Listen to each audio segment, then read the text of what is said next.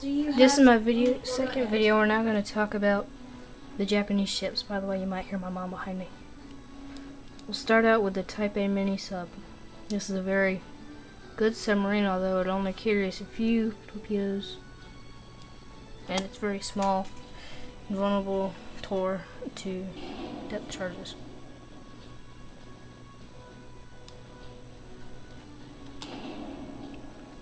The Type A mini sub is a top-secret Japanese weapon, codenamed the Motto, and built in 1938. Its small size allows it to creep into enemy harbors to attack ships at anchor, something that would be difficult or impossible for a normal-sized submarine, thanks to the shallow waters of most harbors.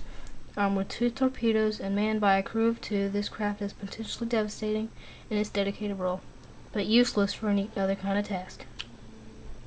Ships in class the NA, which is probably a whole bunch of them. That's what it usually is. Now for the Type B submarine. This one's much larger and carries more torpedoes.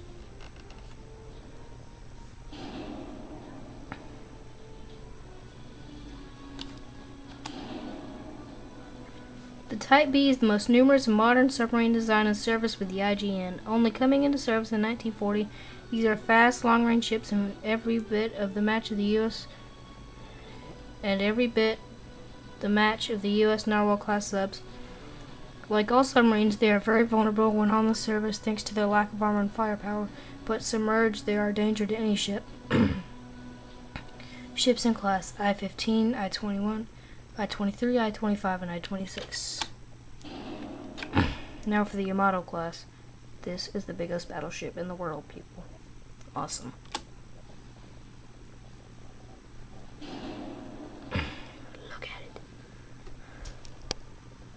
Look at it.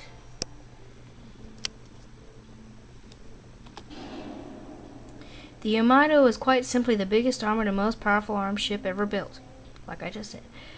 Weighing almost twice as much as any other battleship afloat, she is the pride of the Imperial fleet. Her 18-1-inch main guns can smash through the armor of any opponent and will destroy smaller ships with a single shot. I lost myself here. While the huge secondary batteries sustain and concerted attack by a much larger force has any chance at all of successfully engaging this Titan. The Yamato is currently the flagship of Admiral Isoroku Yamamoto, commander of the combined fleet. Ships in class, only the Yamato, but duh. Now for the Akago class. These, by the way, are my favorite Japanese carriers.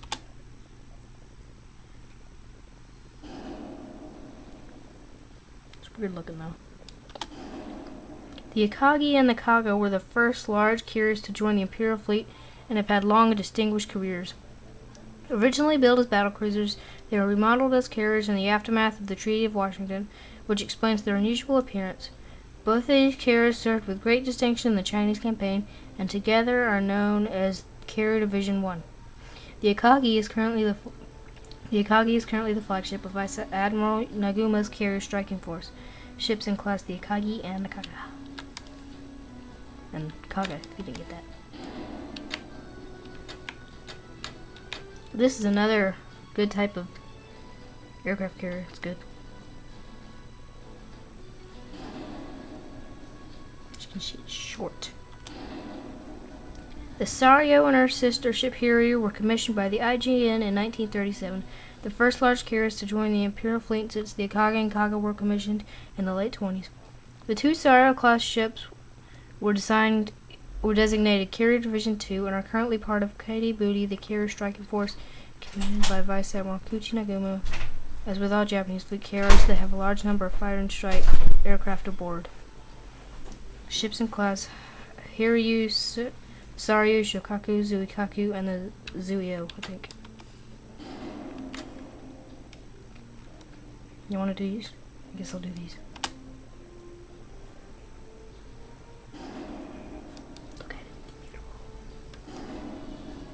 These heavy cruisers were built in the mid-1930s and were in a gross violation of the London Naval Treaty, which specified a maximum tonnage of 10,000 for any new heavy cruisers. They have recently been ratified with 8-inch guns, giving them a hefty broadside that is a threat to any smaller ship than a battleship. They also mount a very respectable AA battery as well as 2 torpedo launchers on each side, making them versatile and powerful warships. Ships in class Mogami, Kamunu, and Maikuma. Which of all of those I've seen myself in gameplay, they're good ships. Look at the Congo class. I like these ships.